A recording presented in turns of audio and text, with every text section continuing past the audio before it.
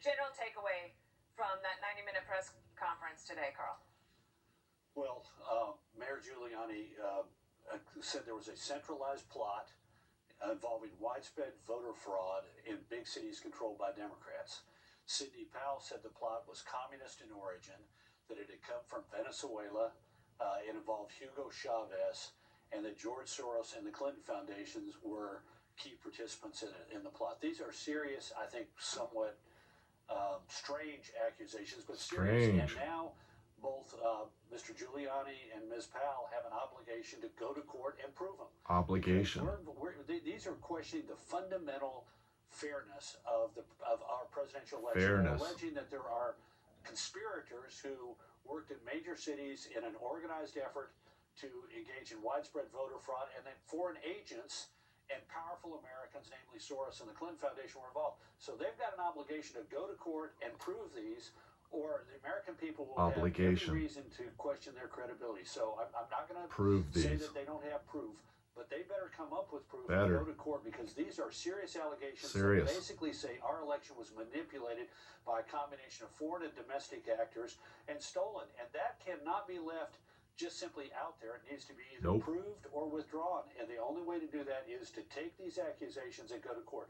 Prove or withdraw. Right, that people who signed those affidavits don't want their names exposed. But by God, you cannot make an accusation like that without following it through by going to court and trying to prove it. If it's left out there, it will be both bomb thrower, to the president if it's true, and unfair to the American people if it's false. Yelling fire in the theater. The company that software. Yeah, the software company. There was an accusation in that press conference that there were some ties to Venezuela and more, other things here. They've just put out a statement completely denying all of it, and I wouldn't be surprised if they decided to take some sort of action against this, because, as you said, they have these allegations out there smearing an American company, but where is, are they going to take it to court, and where would they take that to court? We'll see you in court, Trump. Well, they would take it to court. They're headquartered in Denver, so conceivably it could be there, or it could be where the statements were made. I mean, this slander, is one of the things libel. They could claim that these statements were made publicly and either hurt them in their place of business, or they could find a that's a crime. Someplace where they could bring this. But look, the onus is not on the company now. The onus is on the accusations. These accusations have been made, and Mr. Giuliani and Ms. Powell, either on behalf of themselves or on behalf of the president's campaign, have an obligation to the American people now to either prove these allegations or withdraw them. You can't leave this kind of stuff out there in the aftermath of an election and just sort of leave it there and not do what is necessary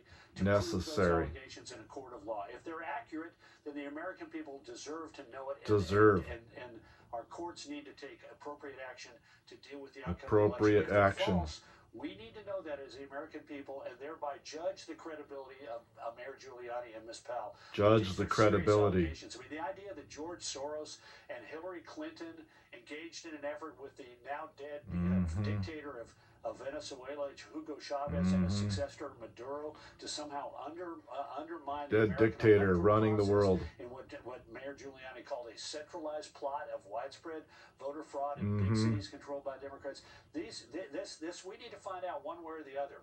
And throughout let's find out. The president's lawyers, I think, have ill-served him and ill-served the country by being late and unsupported and slow to go to the courtroom and ineffective in proving their case. That's why they've lost, I think, virtually every case except one, where they clearly had the counting room. Virtually every case but one. Republican observers from being within the 6 feet allowed. But, Carl, can I ask you one last question?